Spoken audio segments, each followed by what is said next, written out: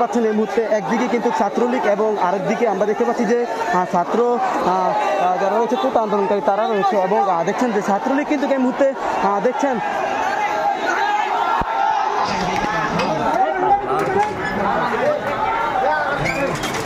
পাচ্ছেন ধাওয়া পাল্টা ধাওয়ার একটি ঘটনা ঘটেছে। পুলিশ সেখানে বুঝিয়ে নিয়ে গিয়েছিল, সেখানে আমার ধাওয়া পাল্টা ধাওয়া। দর্শক এই মুহূর্তে দেখছেন যে হাজীগঞ্জ উত্তাল অবস্থায় রয়েছে, ধাওয়া পাল্টা ধাওয়ার কিন্তু ঘটনা ঘটেছে এই মুহূর্তে। আসলে দেখছেন যে শিক্ষার্থী যারা রয়েছেন তাদেরকে কিন্তু পুলিশ বুঝিয়ে কিন্তু এক পাশে কিন্তু নিয়েছে এবং ছাত্রলীগ দেখছেন যে পূর্ব বাজার থেকে কিন্তু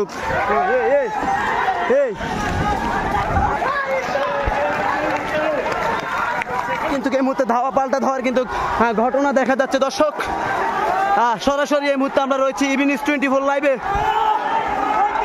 দর্শক দেখছেন সরাসরি কিন্তু এই মুহূর্তে ছাত্রলীগ এবং ছাত্র আন্দোলনকারী যারা রয়েছেন তারা কিন্তু ধাওয়া পাল্টা ধাওয়া হচ্ছে। দর্শক দেখতে পাচ্ছেন যে বুয়া বুয়া বলে কিন্তু তারা এই মুহূর্তে ধাওয়া পাল্টা ধাওয়ার কিন্তু ঘটনা দেখা যাচ্ছে। দর্শক সরাসরি দেখছেন। ভাই একটু কথা বলুন, আসলে এই যে আপনাদের দাবি এটা মূলত কি নিয়ে ভাই?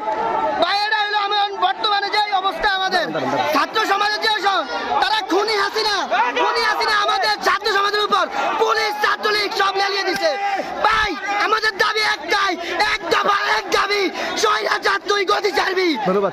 দর্শক দেখলেন যে তাদের যে দাবি, তারা কিন্তু এই দাবি অনুযায়ী কিন্তু আজকে হাজীগঞ্জে এবং সারা বাংলাদেশে দেখছেন যে তারা কিন্তু অবস্থান করেছে এবং দেখতে পাচ্ছেন ধাওয়া পাল্টা ধাওয়ার কিন্তু ঘটনা দেখা যাচ্ছে এবং আমরা দেখতে পাচ্ছি পুলিশ তাদেরকে কিন্তু বোঝানোর চেষ্টা করেছে এবং তারা কিন্তু রয়েছে। দর্শক সরাসরি দেখতে পাচ্ছেন।